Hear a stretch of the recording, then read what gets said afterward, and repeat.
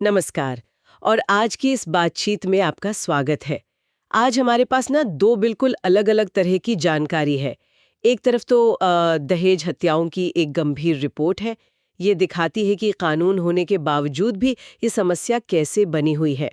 और दूसरी तरफ कुछ अच्छे खबरें भी हैं असम के काजीरंगा से और भारत की ऊर्जा क्षमता से जुड़ी हुई। तो कोशिश यही है कि इन स्रोतों से खास बातें निकालें ताकि ये जो मिली-जुली तस्वीर है भारत की, जिसमें तरक्की भी है और चुनौतियां भी, वो समझ में आए। चलिए पहले बात करते हैं उस मुद्दे की जो हमारे समाज के लिए एक दुखती रग है, दहेज हत्या। जानकारी ये मिली है कि यूपी, चंडीगढ़, तमिलनाडु जैसे राज्यों में ना हाल में ये मामले बढ़े हैं। और जो नया भारतीय न्याय संहिता है, बीएनएस, जी। उसमें भी धारा 80 है दहेज मृत्यु पर। मद है। वो साफ तौर पर कहती है कि शादी के 7 साल के अंदर अगर किसी महिला की संदिग्ध हालात में मौत होती है और ये पता चलता है कि मौत से ठीक पहले उसे दहेज के लिए सताया गया था, तो ये अपराध है। सजा भी कम से कम 7 साल है, जो उम्र कैद तक जा सकती है। और ये समस्या कितनी बड़ी है इसका अंदाजा एनसीआरबी के आंकड़ों से लगता है। बिल्कुल। 2017 से 2022 के बीच आप सोचिए, हर साल औसतन 7,000 महिलाओं की मौत हुई दहेज की वजह से। 7,000 हर साल? जी हाँ। और ये तब है जब दहेज लेना देना तो 1961 से ही गैर कानूनी है। विश्व बैंक का भी एक पुराना अध्ययन था, उसने भी यही दिखाया कि गांव देहात में तो ये बहुत ही आम था। हाँ। तो ये सिर्फ कानून की बात नहीं है, इसके पीछे वो सामाजिक सोच, दबाव, लिंग भेद, ये सब जुड़े हुए हैं। हाँ, और शायद सबसे परेशान करने वाली बात यह है कि कानून तो है, पर जमीन पर उनका असर वो कम है।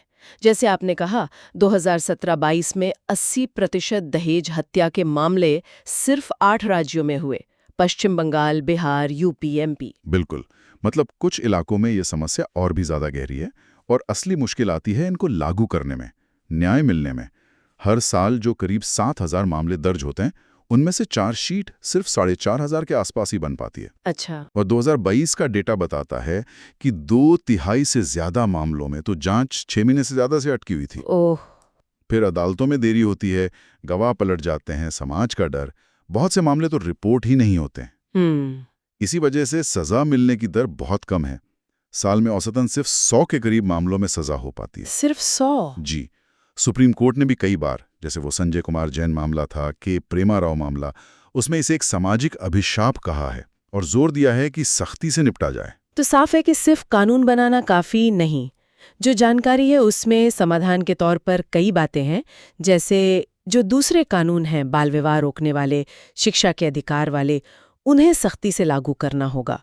महिलाओं को आर्थिक तौर पर मजबूत बनाने वाली योजनाएं, जैसे बेटी बचाओ, सुकन्या समृद्धि, मुद्रा योजना, इनका फायदा पहुंचाना। हाँ, और रिपोर्टिंग के लिए एक सुरक्षित माहौल बनाना बहुत जरूरी है। पुलिस की ट्रेनिंग, फास्ट ट्रैक कोर्ट्स, और सबसे बड़ी बात, शायद समाज की सोच में बदलाव लाना। बिल्कुल, वो सबसे अहम है। खैर, इन गंभीर बातों के बीच ये देखना भी अच्छा लगता है कि भारत कुछ और जगहों पर अच्छी तरक्की कर रहा है। तो अब जरा कुछ अच्छी खबरों की बात करते हैं। पहले चलते हैं असम, काजीरंगा नेशनल पार्क। हाँ, काजीरंगा तो पूरी दुनिया में एक सींग वाले गैंडों के लिए जाना जाता है, लेकिन अब वो घास के मैदानों में रहने वाले पक्षियों के लिए भी एक बहुत जरूरी जगह बन गया है। हाल में वहां पहली बार खास तौर पर इन पक्षियों का सर्वे हुआ और उसमें 43 अलग-अलग प्रजातियां मिली। अरे वाह! हाँ, और इसमें बंगाल फ्लोरिकन जैसी वो प्रजातियां भी हैं जिन पे बहुत ज्यादा खतरा है, और Finn's weaver, swamp grass babbler जैसी संकटग्रस्त प्रजातियां भी। और एक अच्छी बात यह है कि फिन्स वीवर का सफल प्रजनन भी वहां रिकॉर्ड हुआ है। ये दिखाता है कि काजीरंगा का इकोसिस्टम कितना स्वस्थ है। ये पार्क तो यूनेस्को वर्ल्ड हेरिटेज साइट भी है, और भारत के बिग 5 जानवर गैंडा, बाघ, हाथी, जंगली भैंसा और बारहसिंघा यहाँ मिलते हैं। ये तो वाकई अच्छी खबर है। और दूसरी अच्छी खबर ऊर्जा के क्षेत्र से है। भारत ने अपनी कुल बिजली बनाने की क्षमता में, जो गैर जीवाश्म ईंधन से आती है, मतलब बिना कोयला पेट्रोल के, उसका हिस्सा 50% कर लिया है। जी हाँ, ये एक बहुत बड़ी उपलब्धि है सच में। भारत की कुल बिजली क्षमता अब करीब 485 गीगावाट हो गई है। गीगावाट यानी बहुत बड़ी यूनिट। हाँ, बहुत बड़ी। और इसमें से लगभग 243 गीगावाट अब ऐसे स्रोतों से आ रही हैं जो पर्यावरण के लिए बेहतर हैं, जैसे सौर ऊर्जा, पवन ऊर्जा, ये करीब 38% है। फिर बड़ी पनबिजली परियोजनाएं करीब 10% और परमाणु ऊर्जा लगभग 2%। तो मतलब आधा पड़ाव पार कर लिया। बिल्कुल। और इससे भारत ने जो पेरिस समझौते में अपना वादा किया था, एनडीसी लक्ष्य कहते हैं उसे, वो वक्त से 5 साल पहले ही हासिल कर लिया है। ये तो बहुत ही अच्छा है। जी। और सरकार की जो योजनाएं हैं, जैसे प्रधानमंत्री सूर्य घर योजना या नेशनल ग्रीन हाइड्रोजन मिशन, वो इस बदलाव को और तेजी देंगी। तो आज हमने ये दो बिल्कुल अलग तरह की तस्वीरें देखी।